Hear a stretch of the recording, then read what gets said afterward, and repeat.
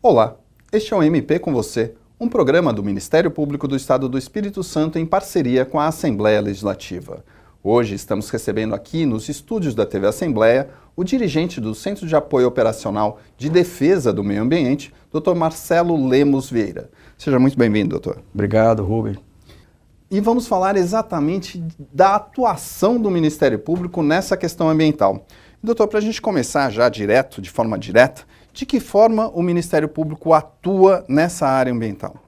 Olha, nós temos a previsão constitucional, né, que prevê que o Ministério Público ele tem atribuições de fiscalização, comando e controle, né, do Sistema Nacional de Proteção Ambiental, que são os órgãos responsáveis, órgãos estaduais, federal, municipal, responsável pela fiscalização da política pública ambiental.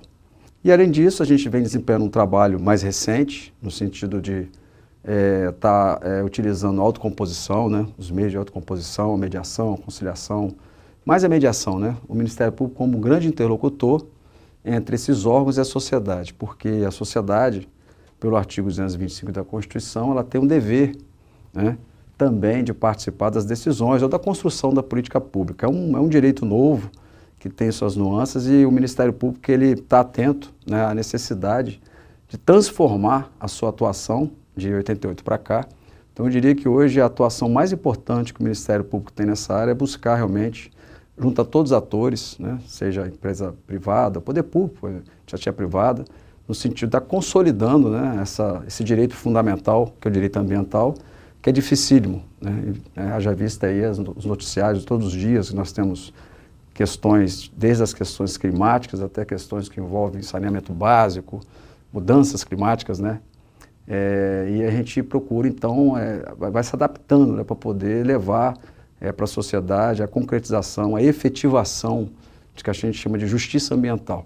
Agora, doutora, eu acho que é legal a gente esclarecer também para quem está nos assistindo o que é meio ambiente, porque não é uma coisa tão simples assim, Não. Né? Não é a arvorezinha crescendo. Não.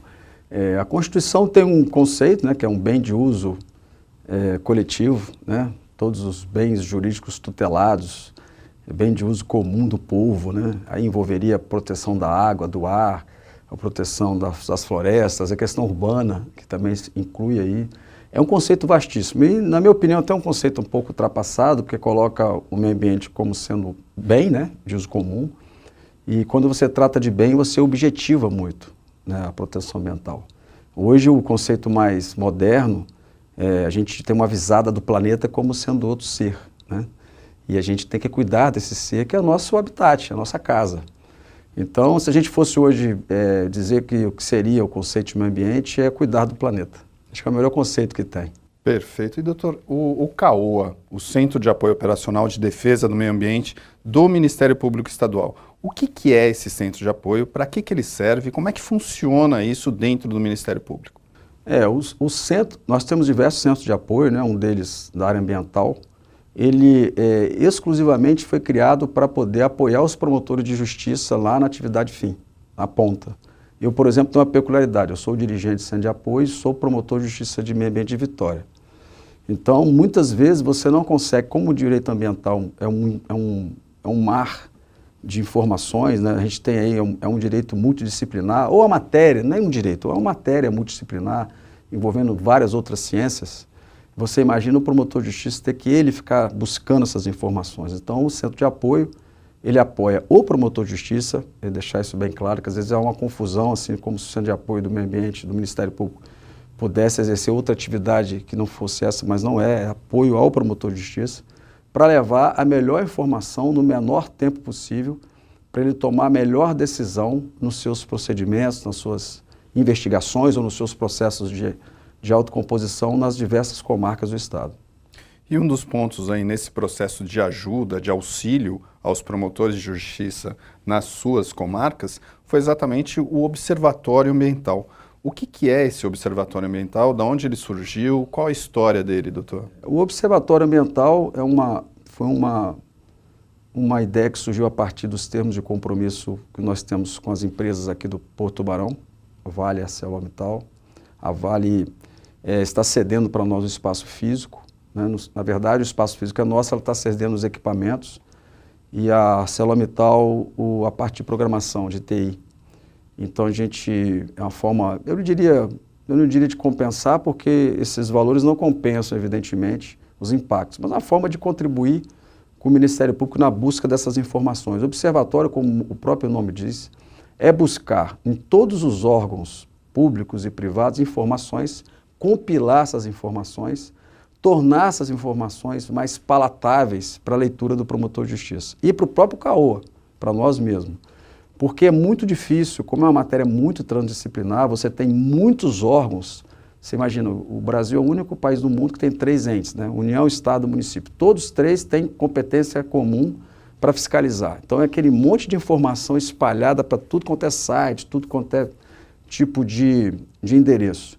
Então esse observatório ele tem como função primordial buscar compilar essas informações num ambiente mais agradável, mais fácil e visual, inclusive usando o geoprocessamento mais moderno que existe hoje, que são programações e métodos e metodologia, diversas elas, como o Mapa Biomas, o Brasil Mais, são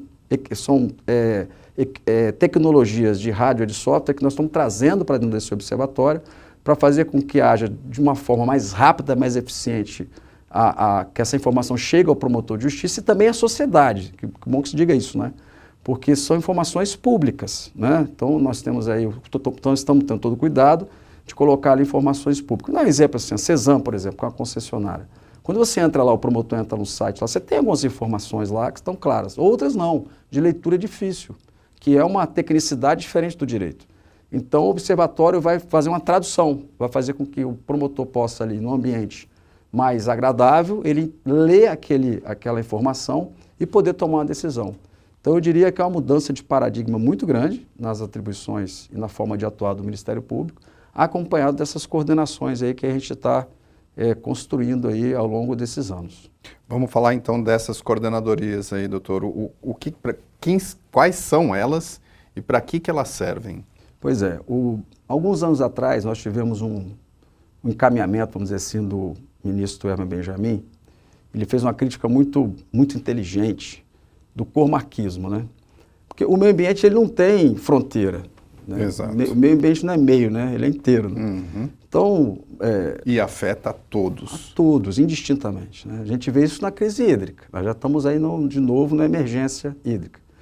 Então, veja bem, o comarquismo, quando foi criado, é uma forma, evidentemente, de facilitar o trabalho e talvez identificar o trabalho do judiciário frente à população e dar uma atenção local, foi uma forma inteligente de se trabalhar.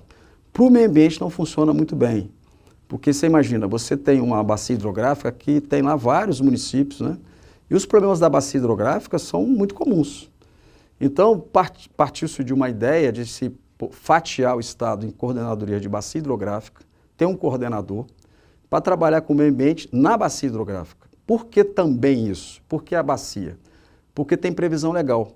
É a única legislação que temos no direito ambiental que define um ator legal como sendo competente para a construção de política pública, que são os comitês de bacia, que para mim externa de forma mais explícita possível a democracia ambiental. Essa democracia que a gente está aí defendendo a todo momento, no atual momento que vive a sociedade brasileira. E o comitê, ele expressa essa democracia, né? Porque você tem ali a população local, né, daquela bacia, você tem os grandes usuários, a Cesam, um grande usuário, e tem o poder público. Então você tem todos os atores, né, envolvidos ali para definir o plano de bacia, ou seja, como é que nós vamos usar essa água aqui? O que nós vamos esse ano trabalhar a nível de reconstrução, né? Nós vamos replantar, mata ciliar, nós vamos proteger a APP, como é que está a vazão da bacia, enfim. Então nós temos essas bacias, essas coordenadorias de bacia hidrográfica, onde o coordenador ele vai estar coordenando todo o trabalho na bacia com os promotores, né? É importante ressaltar todo o respeito ao promotor natural, é um trabalho em conjunto. E junto com isso nós temos a criação de coordenadorias temáticas. O que é isso? Existem matérias que elas são tão importantes que elas não poderiam ficar perdidas, vamos dizer assim, no meio de uma coordenação de bacia hidrográfica. Vou dar um exemplo, uma coordenação de saneamento básico. Saneamento básico talvez seja hoje um dos pontos mais relevantes de tratar a questão ambiental, porque você trata água, que tem a ver muito com recurso hídrico, E o esgotamento sanitário. Já está comprovado, por todos os estudos feitos do mundo afora, que quando você trata esgotamento sanitário, você leva dignidade às pessoas. Você diminui criminalidade, aumenta a frequência escolar, você leva a justiça realmente social para as pessoas. Então, penso que o Ministério Público, a nível de direitos humanos, direito fundamental, se ele conseguir trabalhar nesse primeiro momento com as coordenadorias de bacia e com essas coordenadorias temáticas, resíduos, saneamento, controle de qualidade do ar, animais, que é uma recente, unidade de conservação e patrimônio cultural, são essas que nós temos, se a gente conseguir fazer um recorte do hídrico, saneamento básico, se eu conseguisse ouvir assim, olha, estamos conseguindo levar esgotamento sanitário para todo cidadão capixaba, eu confesso a você que eu me sentiria como dever cumprido, porque você está levando dignidade. As outras defesas, os outros bens como resíduo, que tem muito a ver também, né? Estará junto. O patrimônio histórico-cultural, por exemplo, que sem uma cultura e sem uma história, um povo não tem identidade. A questão das unidades de conservação, no Espírito Santo nós temos 17 termos assinados, nós temos o Dr. Wagner Vasconcelos, que é o coordenador, que vem fazendo um trabalho brilhante. Então nós temos assim, tanto as coordenadorias de bacia, como as coordenadorias temáticas, mais observatório, talvez a maior mudança de paradigma no trabalho ambiental do Ministério Público do Estado do Espírito Santo nos últimos anos, eu diria até que é um exemplo para o Brasil. Dificilmente você vai ter um outro estado com todos esses elementos sendo construídos ao mesmo tempo. E a gente já pode falar de resultados, doutor? Olha, os resultados que a gente pode ter de imediato, por exemplo, ainda não temos é porque a matéria de hídrica, nós temos a peculiaridade, nós tivemos uma crise hídrica em 2015.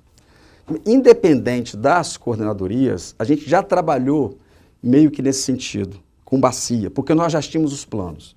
Então eu diria que hoje, em que pese não ainda termos resultados das coordenadorias, porque elas são agora de 2019, com a pandemia, tivemos então um tempo, né, para poder agora sim começar a caminhar, mas nós já temos resultados muito interessantes quando a gente trabalha com bacia nos acordos de cooperação comunitária, que foi o trabalho que foi realizado junto com a AGE, né, do uso sustentável da água em momento de crise hídrica, da Agência Estadual de Recursos Hídricos, que é uma peculiaridade também do Espírito Santo. Né? Exato. A gente tem uma agência, hoje eu estou fazendo um curso de litigância climática, que também tem a ver com esse assunto, a gente tem uma peculiaridade do Espírito Santo, né? A criação da Agência de Recursos Hídricos nos traz especialidade. E o Espírito Santo talvez seja o único dos poucos estados na federação que tem todos os planos de bacia hidrográfica. Vai facilitar muito o olhar dos coordenadores, dos colegas na construção desse trabalho. E até o processo de fiscalização, mediação e até se prever futuras ações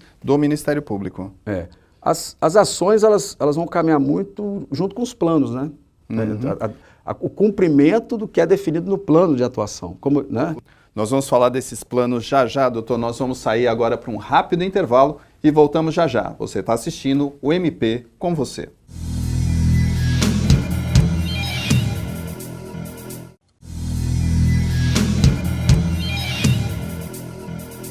Estamos de volta com o MP com você, um programa do Ministério Público do Estado do Espírito Santo em parceria com a Assembleia Legislativa. Você pode participar do programa.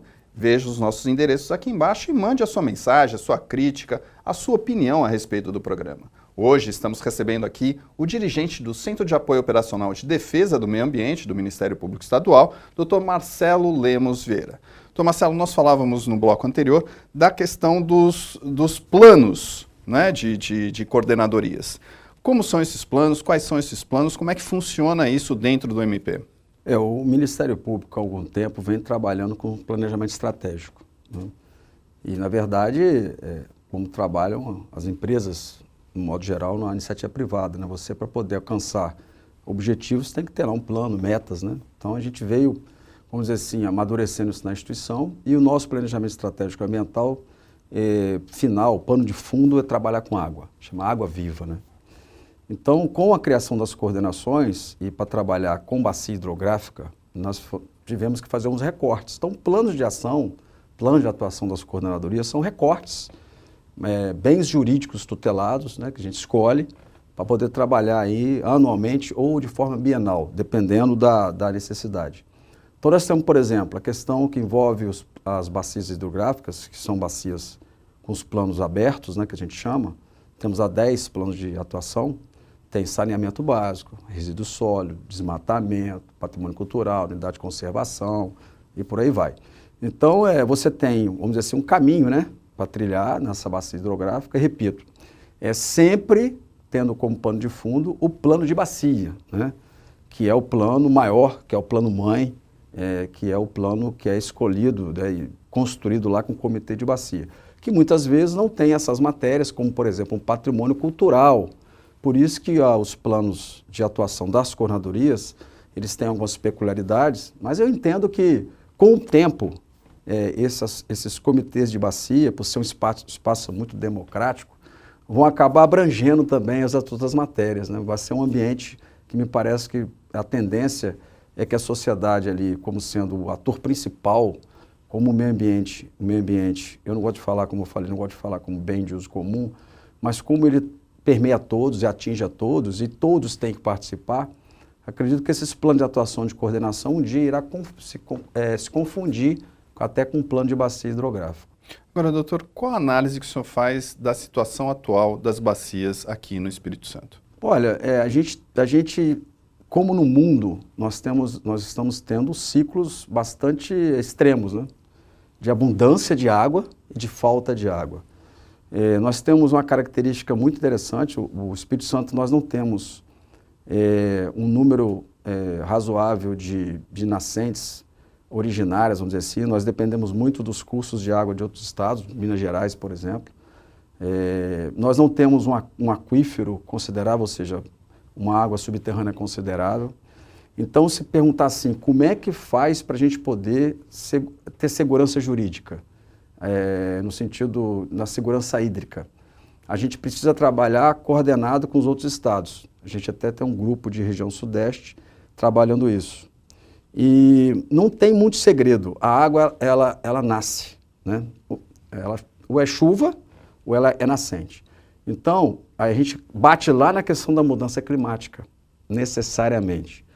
Então, o que acontece? Quando você mexe com a questão da Amazônia, por exemplo, a Amazônia não é pulmão do mundo, isso já caiu, isso é um mito, né? Pode até ser também.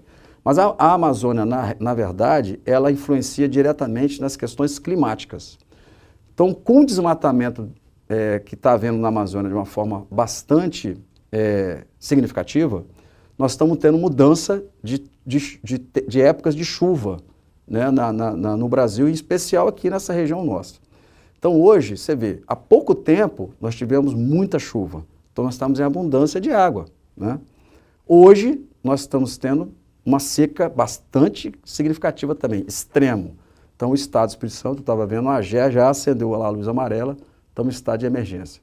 Então, tá assim, nós temos que fazer o dever de casa, nós temos que, o máximo possível, proteger a Mata Atlântica, que é o nosso bioma, proteger a nascente, nós temos o projeto Reflorestar, e isso aí está dentro do plano de atuação de todas as bacias hidrográficas, tem esse plano de reflorestar, de você recompor as nascentes, mas acima de tudo nós temos que trabalhar com as questões de mudança climática. Nós não podemos permitir que haja esse desmatamento desenfreado dos outros biomas, em especial do bioma da mata da Amazônia, porque ele influencia nas chuvas. E influenciou nas chuvas, se não chove na cabeceira de rio, você não vai ter segurança hídrica. Então é um conjunto.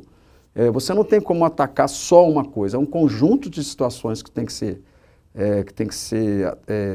com atuação efetiva do poder público, do Ministério Público e Sociedade, para que você não tenha esses momentos agora, como a gente está tendo já aí, de emergência. Então o Espírito Santo trabalha muito com barragem, porque a gente tem que ter reservatório, já que a gente não tem aquífero, né, natural, subterrâneo, a gente faz cisterna. Tem que guardar água de alguma forma.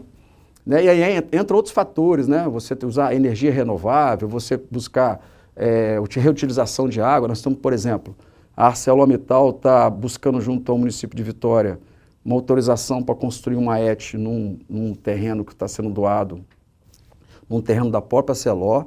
A Arcelor está doando o terreno, aí vai ser construída uma estação de tratamento de esgoto dentro desse terreno, e a Arcelor, em contrapartida, vai utilizar a água tratada no seu processo produtivo. Olha que interessante. O que você tem a ver com a água? Ela vai deixar de usar a água da bacia do Santa Maria, que é significativo.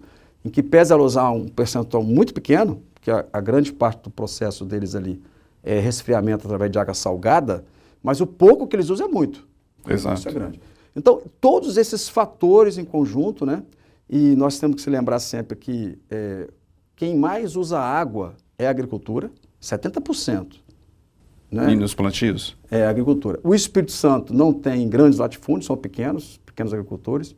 Então, é um processo também de você levar capacitação, levar informação, para que você não utilize mais metodologia de dispersão, e sim aquela metodologia mais apropriada de gotas, né, para poder estar ali irrigando a sua... Ou seja, se você for falar de segurança hídrica, você tem um mundo de hoje de possibilidades factíveis em que você pode planejar e melhorar a questão hídrica do Brasil. O Brasil olha que negócio interessante, né? É o primeiro produtor do mundo em água doce. E é o 26º em distribuição de água. Então é uma coisa errada, né? Uhum. Então, o que significa isso? Que nós não estamos conseguindo levar água tratada para as pessoas.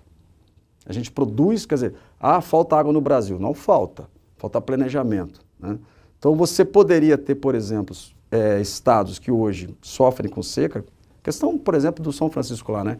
Que você está levando água lá.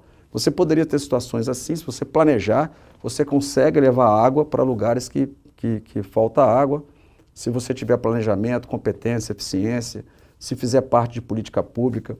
Nós estamos nas eleições, né, federais.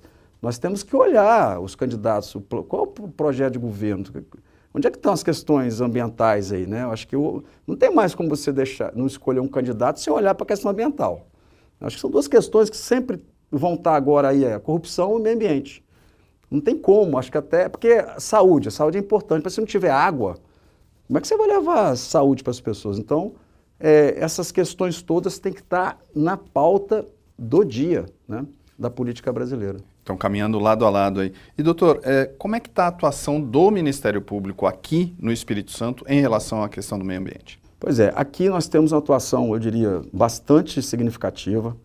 É um estado pequeno e é um estado também que ele vem, na verdade, aí a gente tem que, quando a gente tem que aplaudir, tem que aplaudir, né? O Espírito Santo vem há algum tempo já tendo bons governos estaduais e vem se preparando, né, tendo essa preocupação com a questão hídrica. Como eu disse, nós temos uma agência de recurso hídrico, né, e temos o IEMA, que é um instituto estadual, né, que vem se especializando.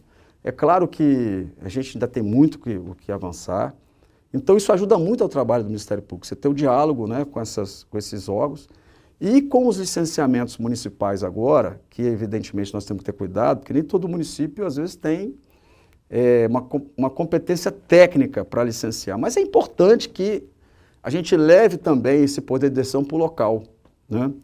Para que as pessoas do local possam decidir o que elas querem. A gente quer aqui que tipo de agricultura, a gente quer que indústria, a gente quer serviço, né? Isso é importante, isso passa realmente pela unidade do município. Então, o Ministério Público do Espírito Santo, a gente tem feito um trabalho, por exemplo, é o único estado que tem todos os planos de saneamento, isso foi construído junto com o Ministério Público, temos todos os planos de bacia construídos com o Ministério Público, fazemos um trabalho aqui bastante significativo na questão do controle de qualidade do ar, né? A questão que envolve não digo famoso não, porque... Famigerado. O famigerado, né? Ruim, né? Uhum. O tal do pó preto, que é um desafio muito grande, né? Porque você tem uma das maiores mineradoras, uma das maiores siderurgias do mundo, juntas no centro urbano. No mesmo local. É o único lugar no mundo que isso existe. Então, é um desafio herculano, que nós estamos buscando aí o melhor resultado possível para 2023. A gente tem índices aí, assim, índice de OMS, né? Nem de padrão nacional, índice de OMS. Então, assim, a questão que envolve saneamento, a questão que envolve resíduos, né? O Espírito Santo, nós temos associações de catadores em todo o estado, estamos agora trabalhando com logística reversa, começando um trabalho com logística reversa, que é um desafio nacional, né? Aquele que produz, ele mesmo recolher, ele mesmo reciclar. A reciclagem é, assim, a maior saída, né, para a questão que envolve avançar menos no meio ambiente, porque quando você recicla, você deixa de buscar no meio ambiente mais outros bens ambientais que podem ficar lá guardadinhos para uma necessidade mais urgente. Você vê o minério de ferro, né? tudo hoje tem aço. Exato. Tudo tem aço. E a base do aço é o minério. Então, o Brasil, por isso que a gente é um dos maiores exportadores de commodities do mundo. Então, a gente tem que ver que quanto mais você utiliza, quanto mais tempo você utilizar um material que tenha aço, menos minério você vai buscar na natureza. Então, a reciclagem, realmente, a economia circular, né, é a grande saída para a gente melhorar esse avanço sobre a natureza. Agora, doutor, de que forma a sociedade capixaba, vocês que estão nos assistindo, de que forma ela pode contribuir com o Ministério Público e com o meio ambiente? Isso aí é a pergunta mais propícia e mais inteligente que existe, né? Porque você não consegue proteger o meio ambiente através de instituições. Você vai proteger o meio ambiente através das pessoas, né? E aí é um processo que não é nem de educação ambiental, é de racionalidade ambiental, né? Há pouco tempo, eu participei da Abrampa, né, que é o evento nacional que nós fizemos aqui, e a minha filha acabou abrindo o evento, e eu e ela conversando sobre filosofia, lá nós criamos o Homo Natura. Nós somos todos Homo sapiens, né? Quando você estuda sobre Homo sapiens, você pode, quando você vai a fundo ali no Homo sapiens, você pode começar a preparar as malas, porque a tendência é destruir totalmente o planeta. O Homo sapiens, ele é um predador, né? Você não vê notícia por onde ele passou e que ficou lá um mamífero de mais de 50 quilos. Nós acabamos com toda a fauna com mais de 50 quilos. O que sobrou aí foi porque veio uma consciência muito grande, dos anos 50 para cá, a gente conseguiu aí proteger a baleia, o elefante e tal. Mas se você pegar aí nos últimos 35 mil anos, que é onde o Homo sapiens teve um grau de racionalidade maior, nós destruímos tudo. Austrália, enfim. Então, quando eu falo assim, como que pode contribuir, não adianta, vou fazer coleta seletiva. Não é tudo, sabe? É uma revolução de racionalidade. A gente tem que deixar de ser sapiens e passar a ser um homem natura. O que é um homem natura? Tudo que você for fazer, você pensar qual impacto você vai causar. Então, hoje, o sujeito vai trocar o carro, doutor, mas nem todo mundo tem condições para isso. Claro, a gente tem que levar em consideração o poder aquisitivo das pessoas. Mas quem pode, ele não vai comprar mais um carro a gasolina ou a diesel, ele vai comprar um carro elétrico. Na pior das hipóteses, um híbrido. Não é isso? Exato. Então, assim, é uma questão de você ir fazendo opções no seu dia a dia para você poder ir contribuindo. Poxa, eu vou trocar de terno, né? Poxa, mas se o terno tá bom, eu vou ficar um pouquinho mais com o terno, porque se eu compro um outro terno, eu estou lá avançando na natureza por algodão, né? E aí sim vai. Então, a forma que as pessoas podem contribuir, primeiro, é buscar realmente a informação, né? Buscar se inteirar, saber e entender que estamos todos no mesmo lugar e não tratar, definitivamente, não tratar o meio ambiente como um bem, né? Isso está sendo muito bem visto na questão dos animais, né? Como ser cientes, né? A gente está mudando a concepção do que é um animal, né? Que você não pode olhar um animal como uma bolsa. Ali tem uma vida. Então, a mesma coisa é com a rocha. A rocha está ali, ela pode estar ali parada, mas ela tem uma função. Pode ser estar num corredor ecológico. Então, quando você vai depredar aquele ambiente ali, você tem que pensar assim. Por isso tem licenciamento. Qual o impacto que isso vai ter na vida de todos nós e do planeta? Então, é assim que a gente constrói a política ambiental. Perfeito. É agir pensando na natureza. Nós estivemos aqui com o promotor de justiça, Dr. Marcelo Lemos Vieira, ele que é dirigente do Centro de Apoio Operacional de Defesa do Meio Ambiente do Ministério Público do Estado do Espírito Santo. Nós ficamos por aqui, doutor. Muito obrigado pela sua presença. Eu que agradeço. E agradecemos a você também que nos assiste e até a próxima edição do MP com você.